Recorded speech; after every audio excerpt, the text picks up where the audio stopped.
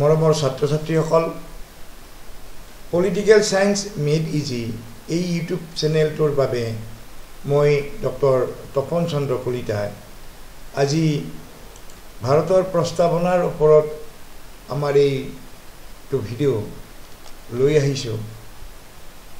এই ভিডিঅ'টোত সংবিধানৰ উদ্দেশ্য আৰু লক্ষ্য ওপৰত আলোচনা হ'ব আৰু আমি জানো যে ভাৰতৰ প্ৰস্তাৱনাটোৰ যি পিছৰ খণ্ড তাত এই উদ্দেশ্য আৰু লক্ষ্যসমূহৰ ওপৰত ব্যাখ্যা কৰা হৈছিল। আমি ইতিমধ্যে ভাৰতৰ সংবিধানৰ ৰাষ্ট্ৰৰ যি প্ৰকৃতি বা নীতি তাৰ সম্পৰ্কে এটা ভিডিঅ' আগবঢ়াইছোঁ আৰু আজি আমি ইয়াৰ যি উদ্দেশ্য আৰু লক্ষ্য তাৰ ওপৰত এতিয়া আলোচনা আগবঢ়াব খুজিছোঁ। আৰু এই সম্পৰ্কে ভাৰতৰ সংবিধানৰ প্ৰিএম্বলত এনেদৰে কোৱা হৈছিল যে to secure to all its citizen justice social, economic and political, liberty of thought, expression, belief, faith and worship, equality of status and of opportunity,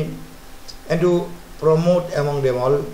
fraternity, achieving the dignity of the individual and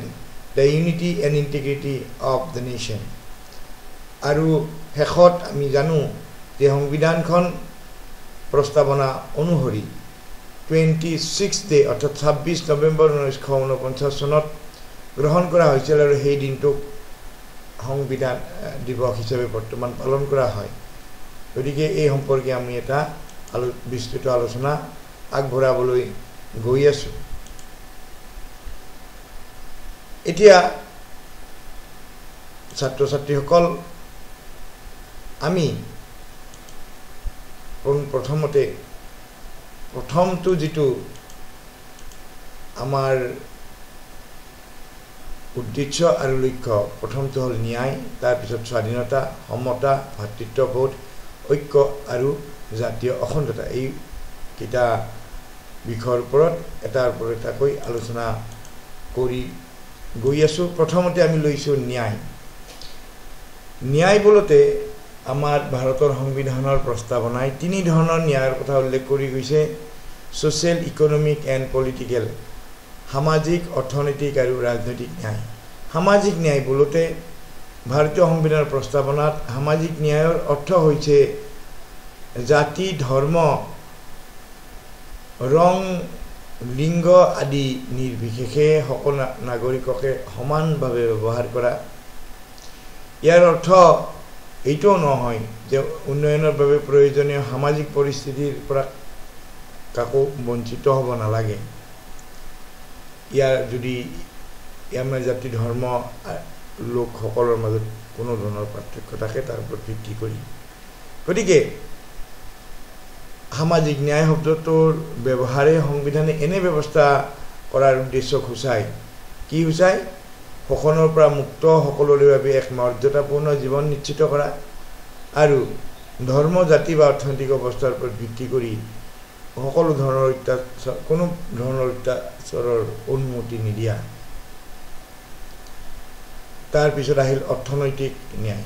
ভাৰতীয় সংবিধানৰ প্ৰস্তাৱনাত অৰ্থনৈতিক ন্যায় শব্দটোৰ অৰ্থ হ'ল মানুহৰ অৰ্থনৈতিক অৱস্থা, আয় বা ধন সম্পত্তিৰ ভিত্তিত বৈষম্য কৰা উচিত নহয়। ইয়াৰ উপৰিও আয়, সম্পত্তি আৰু ধন সম্পত্তিৰ বৃহৎ পাৰ্থক্য নাইকিয়া কৰাটো ইয়াৰ এটা উদ্দেশ্য। ন্যায় আমাৰ এই যি ন্যায়ৰ আদৰ্শ, এই আদৰ্শটো ৰাছিয়াৰ বিপ্লৱৰ পৰা অনুপ্ৰাণিত হৈ গ্ৰহণ কৰা হৈছিল। দ্বিতীয়টো ন্যায় হৈছে ৰাজনৈতিক। ভাৰতীয় সংবিধানৰ প্ৰস্তাৱনাত ৰাজনৈতিক ন্যায়ৰ অৰ্থ হ'ল সকলো নাগৰিকে সম ৰাজনৈতিক অধিকাৰ আৰু চৰকাৰৰ ফালৰ পৰা সুবিধা পাব লাগে, সেইটো নিশ্চিত কৰা। ইয়াৰ ভিতৰত ভোটাধিকাৰ আৰু প্ৰতিনিধি হিচাপে নিৰ্বাচিত হোৱাৰ অধিকাৰো আছে।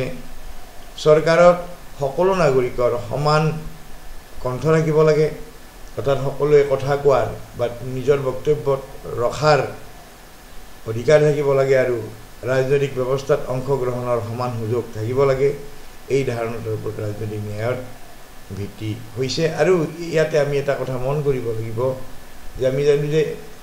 সামাজিক, অৰ্থনৈতিক আৰু ৰাজনৈতিক ক্ষেত্ৰত বা ন্যায়ক অধিক যুক্তিসংগত কৰাৰ উদ্দেশ্যৰে যিটো ৰিজাৰ্ভেশ্যন অৰ্থাৎ সংৰক্ষণ কাৰণ যিসকল লোক অতি পিছপৰা বা পিছপৰা সেই লোকসকল যাতে সামাজিক অৰ্থনৈতিক বা ৰাজনৈতিক ক্ষেত্ৰত আগুৱাই যাব পাৰে তেওঁলোকক এক প্ৰকাৰ এটা সহায় কৰাৰ বাবে ৰিজাৰ্ভেশ্যন ব্যৱস্থাটো বা সংৰক্ষণ ব্যৱস্থাটো গ্ৰহণ কৰা হৈছে তাৰ পিছতে আহিল স্বাধীনতা প্ৰস্তাৱনাখনৰ স্বাধীনতাৰ ধাৰণাৰ ভিতৰত আছে মত প্ৰকাশৰ স্বাধীনতা বাক স্বাধীনতা ধৰ্মৰ স্বাধীনতা বিশ্বাসৰ স্বাধীনতা পূজা কৰাৰ বা উপাসনা কৰাৰ স্বাধীনতা তথ্য লাভ আৰু প্ৰকাশৰ স্বাধীনতা ব্যক্তিগত গোপনীয়তাৰ স্বাধীনতা গতিকে প্ৰস্তাৱনাই আমাক প্ৰত্যক্ষভাৱে কোৱা আমি দেখিছোঁ যে তাত কৈছে যে সকলো নাগৰিকে চিন্তা প্ৰকাশ বিশ্বাস ধৰ্ম আৰু উপাসনাৰ স্বাধীনতা নিশ্চিততা প্ৰদান কৰিব এই স্বাধীনতা এটা মৌলিক অধিকাৰ যেটো উলংঘা হলে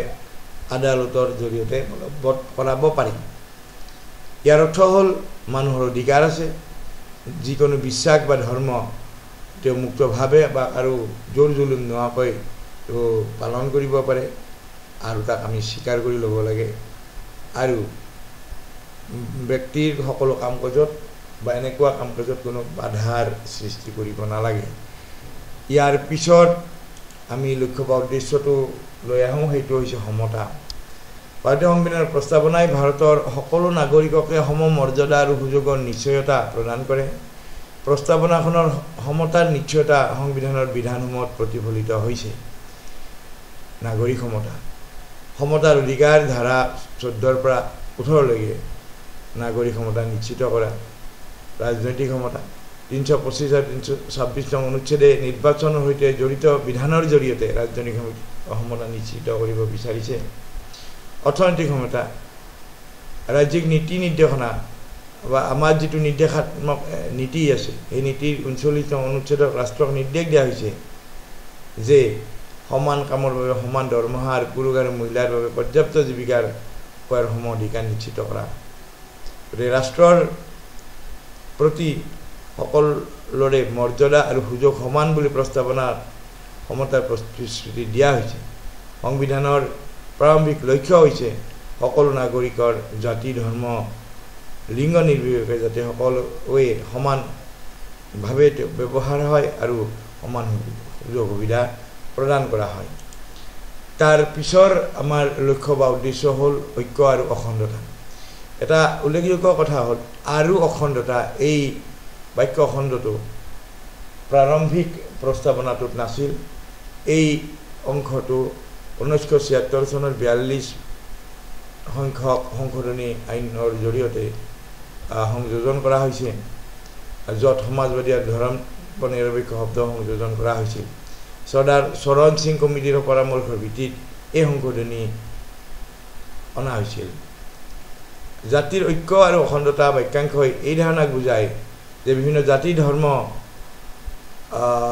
সংস্কৃতিৰ মানুহে একেলগে মিলা প্ৰীতিৰে জীয়াই থাকিব যাতে পাৰে আৰু তেওঁলোকৰ এই মিলা প্ৰীতিৰে তেওঁলোকে আন যিবিলাক আমাৰ লক্ষ্য বা উদ্দেশ্য যেনে ন্যায় একতা আদি স্বাধীনতা আদিৰ মাজেৰে আগুৱাই যাব পাৰে আৰু ইয়াৰ দ্বাৰা গোটেই ভাৰতবৰ্ষ এখন প্ৰগতিশীল উন্নত ৰাষ্ট্ৰ হিচাপে পৰিগণিত হয় আৰু ইয়াত সকলো জনসাধাৰণৰ মাজতে ঐক্য স্থাপন হয় আৰু ইয়াৰ লগতে এখন অখণ্ড উন্নত ভাৰতবৰ্ষৰ সৃষ্টি হয় তাৰ পিছত হ'ল ভাতৃত্ববোধ ভাৰতীয় সংবিধানৰ প্ৰস্তাৱনাত ভাতৃত্ববোধ শব্দটোৱে ভাৰতবাসীৰ মাজত ভাতৃত্ববোধ আৰু ঐক্যৰ অনুভূতিক বুজায় ইয়াত ভাতৃত্ববোধক সংজ্ঞায়িত কৰা হৈছে ভাতৃত্ববোধ বন্ধুত্ব সম্প্ৰদায়ৰ সহযোগিতাৰ অনুভৱ এখন দেশ আৰু জনসাধাৰণৰ প্ৰতি আৱেগিক মোহৰ ভাৱ ব্যক্তিজনৰ মৰ্যাদা নিশ্চিত কৰাৰ এক গুৰুত্বপূৰ্ণ উৎস যি নীতিয়ে সমাজ জীৱনক তাৰ ঐক্য আৰু সংহতি দিয়ে ভাতৃত্ববোধ শব্দটো ফৰাচী ভাষাৰ পৰা আহিছে ডক্টৰ বি.আৰ. আম্বেদকাৰে ভাতৃত্ববোধক ভাৰতৰ নাগৰিকৰ মাজত চিনাকি ভগ্নীত্ব আৰু ভাতৃত্ববোধৰ অনুভূতি বুলি সংজ্ঞায়িত কৰিছে তেওঁ কয় যে ভাৰত ভাতৃত্ববোধ শব্দটো সমতা ধৰ্ম নিৰপেক্ষতা বা সাৰ্বভৌমত্বৰ দৰে একেই সমানে গুৰুত্বপূৰ্ণ গতিকে ছাত্ৰ ছাত্ৰীসকল আমি এতিয়া আমাৰ প্ৰস্তাৱনাটোৰ একদম শেষৰ উপনীত হৈছোঁ য'ত কোৱা হৈছে যে আমি 1949 চনৰ 26 নৱেম্বৰত সংবিধান সভাই সংবিধানখন নিজতেই অৰ্পণ কৰা বুলি কোৱা হৈছিল গতিকে এই 1949 চনৰ 26 নৱেম্বৰত সংবিধানখন গ্ৰহণ কৰা হয় আৰু তাৰ ঠিক পিছৰ বছৰ অৰ্থাৎ 1950 চনৰ 26 জানুৱাৰীৰ পৰা কাৰ্যকৰী কৰা হয় এতিয়া 26 জানুৱাৰী তাৰিখটো কাৰ্যকৰীকৰণৰ বাবে বাছি লোৱা হৈছিল কাৰণ ভাৰতীয় জাতীয় কংগ্ৰেছে 1930 চনৰ 26 জানুৱাৰী তাৰিখে সম্পূৰ্ণ স্বাধীনতা বা পূৰ্ণ স্বৰাজ্যৰ ঘোষণা কৰিছিল ঠিক তেনেকৈ ভাৰত চৰকাৰ আইন 1935 ঠাইত ভাৰতৰ সংবিধানেই দেশৰ মৌলিক সাকীয় নথি হিচাপে ভাৰতৰ সংবিধানক গ্ৰহণ কৰে এই 1949 চনৰ 26 নৱেম্বৰ তাৰিখে ইয়াৰ সংসদীয় চৰকাৰ গঠন কৰা হৈছিল আৰু প্ৰতিজন নাগৰিকৰ মৌলিক অধিকাৰ অন্তৰ্ভুক্ত কৰা হৈছিল সেইবাবে এই 26 নৱেম্বৰৰ দিনটো সংবিধানৰ মূল্যবোধৰ প্ৰচাৰৰ বাবে সংবিধান দিৱস বা সংবিধান দিৱস হিচাপে পালন কৰা হয় ছাত্ৰ ছাত্ৰীসকল এনেকৈ আমি ভাৰতৰ সংবিধানৰ প্ৰস্তাৱনাৰ মাজেৰে আমি সংবিধানৰ জৰিয়তে উপনীত হ'ব খোজা বিভিন্ন লক্ষ্য আৰু উদ্দেশ্যৰ বিষয়ে আলোচনা কৰিলোঁ লগতে আমাৰ সংবিধানখন কাৰ্যকৰী কৰাৰ ক্ষেত্ৰত সংবিধান দিৱসৰ মাধ্যমেৰে ইয়াৰ যি মহত্ব কেনেকৈ মহত্ব প্ৰকাশ বা জনসাধাৰণৰ মাজত প্ৰচাৰ কৰাৰ ব্যৱস্থা কৰাৰ বিষয়ে আমি জানিব পাৰিলোঁ হওক গতিকে এই পলিটিকেল সায়েন্স মেডিজি এই চেনেলটোৰ জৰিয়তে যদি ছাত্ৰ ছাত্ৰীসকল বা অনুৰাগী পাঠক বা অনুৰাগী ব্যক্তিসকল বা লাভ হোৱা বুলি ভাবে উপকাৰ হোৱা বুলি ভাবে তেনেহ'লে নিশ্চয় এই চেনেলটো ছাবস্ক্ৰাইব কৰিব অন্যান্য চিন্তাধাৰাৰ ব্যক্তিক শ্বেয়াৰ কৰিব আৰু লাইক কৰিব ধন্যবাদ